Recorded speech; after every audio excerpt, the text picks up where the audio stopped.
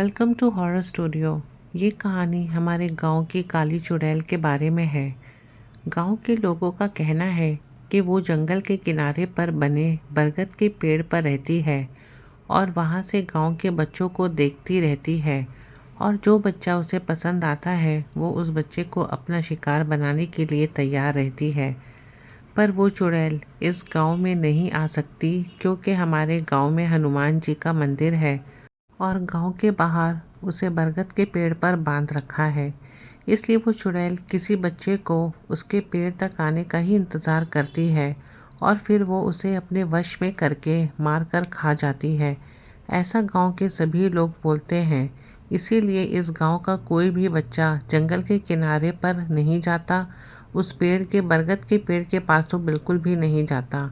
ये सब बातें सोनू शहर से आए अपनी मौसी के लड़के पिंटू से कह रहा था। पिंटू शहर का था और उसे इन सब बातों पर विश्वास नहीं था, और वैसे भी ये बच्चे थे 10 से 12 वर्ष की उम्र के। पिंटू उसने बोला, ये सब झूठ है दोस्तों, गांव के लोग आपको झूठ बोलते हैं। तो सोनू उससे बोला, नहीं ये सब सच है और हम रात में तुम्हें उस चुड़ैल की आवाज़ सुना सकते हैं। तो पिंटू ने बोला, चलो ठीक है, आज शाम हम सभी इसी जगह मिलेंगे। सब मिलकर शाम को 6 बजे बच्चे और पिंटू सोनू के सहित उसी जगह पर इकट्ठे हो गए। तब सोनू उससे बोला, हाँ उस चुड़ैल की आवाज़ यहाँ से सुनी थी मैंने। हम इसके लिए पुराने खंडर के अंदर जाना होगा जो गांव के सबसे आखिरी में है। सभी बच्चे उस जगह गए और सब वहाँ जाकर उस चुड़ैल की आवाज़ सुनने लगे, पर उनमें से किसी को भी उसकी आवाज़ सुनाई नहीं दी। तब पिंटू बोला, मैंने तो पहले ही कहा था कि गांव वाले सब बच्चों को डराने के लिए उस चुड़ैल की कहानी बताते हैं। सभी बच्चे बोले कि नहीं, ऐसा नहीं है। रोज़ वो चुड़ैल रात में हंसती है और सभी से बोलती है कि मेरे पास आओ, मैं भूखी हूँ। ऐसा कहकर सब बच्चे उस जगह से जाने लगे और पिंटू भी उनके साथ साथ उनका मजाक उड़ाते हुए जा रहा था। सब बच्चे आगे थे और पिंटू उनके पीछे चल रहा था। थोड़ी ही दूर गया होगा कि तभी उसे किसी की हंसने की आवाज़ आई और किसी ने कहा, मेरे पास आओ पिंटू, मैं भूखी हूँ। पिंटू ये सुनकर डर गया और कांपने लगा। उसके मुंह से आवाज़ नहीं निकल रही थी, पर किसी तरह उसने अपने भाई सोनू को आवाज़ लगाई। तो सोनू और बाकी के सभी बच्चे उसके पास दौड़कर आए और बोले, अरे तुझे क्या हो गया, तू काँप क्यों रहा है? वो बोला कि मैंने अभी किसी का आवाज़ सुना है, वो मेरा नाम ले रहा था। क्या तुम सब ने भी सुना है? सब बच्चे बोले, नहीं हमने तो कुछ भी नहीं सुना। ये बच्चे बोलने लगे कि हमने तो पहले ही कहा था कि वो चुड़ैल की कहानी सच्ची है। सबने उसे उठाया और उसे कहा कि चलो अब चलते हैं, कहीं वो चुड़ैल हमें देख न ले। सब बच्चे अपने अपने घर लौट जाते हैं और पिंटू और सोनू भी अपने घर लौट आते हैं। सब कुछ सही था। दोनों बच्चों ने खाया पिया और दोनों फिर सोने को चले गए। पर इधर पिंटू की हालत ख़राब हो गई थी, उसे नींद नहीं आ रही थी। थोड़ी देर बाद उसे किसी की आवाज़ सुनाई दी।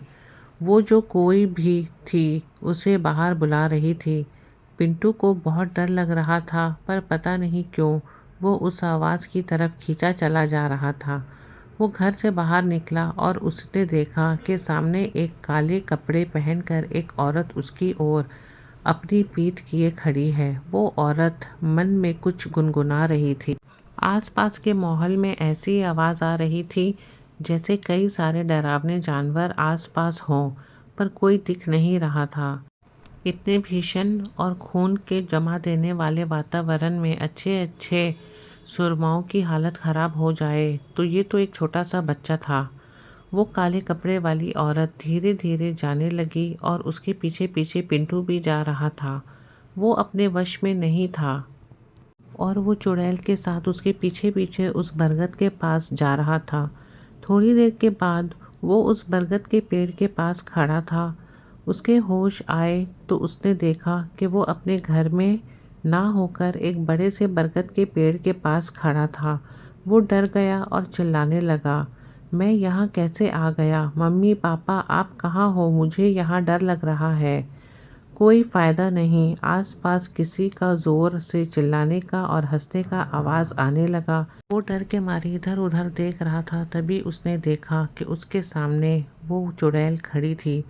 वो औरत दिखने में काफी भयानक थी और उसके हाथों में कुल्हाड़ी भी थी, जिससे वो अपने हाथ में लेकर उसकी ओर देख रही थी और हंस रही थी।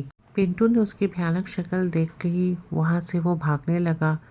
किसी भी तरीके से चुड़ैल ने उसे पकड़ लिया और उसके चेहरे पर अपने बड़े बड़े नाखून फेरने लगी, जिससे पिंटू के गले पर एक नाखून का हल्का सा कटने का निशान लग गया। फिर धीरे धीरे वो औरत अपनी कुल्हाड़ी को उसकी ओर बढ़ाने लगी और कुल्हाड़ी का एक जोर से वार उसके सर पर मारा। तभी पिंटू की आंख खुली और वो सपना देख रहा था। थोड़ी देर तक तो उसे यकीन नहीं हुआ कि उसके साथ ये सब क्या हो रहा था, पर उसने सपना समझकर सब भुला दिया। वो फ्रेश होने के लिए बाथरूम गया। तभी चेहरे धोते वक्त उसने शीशे में अपना गला पर एक नाखून का कटा निशान देखा। वो समझ गया था कि उसने सपने में कोई हकीकत ज़रूर हुई है। फिर उसी दिन वो और उसकी माँ अपने शहर लौट गए थे। पर पिंटू के साथ जो कुछ हुआ था वो एक सपना था या सच, ये पिंटू हमेशा याद रखने वाला था। वो बरगद का पेड़ आज भी वहीं था और वो चुड़ैल आज भी अपने शिकार का इंतज़ार कर रही है।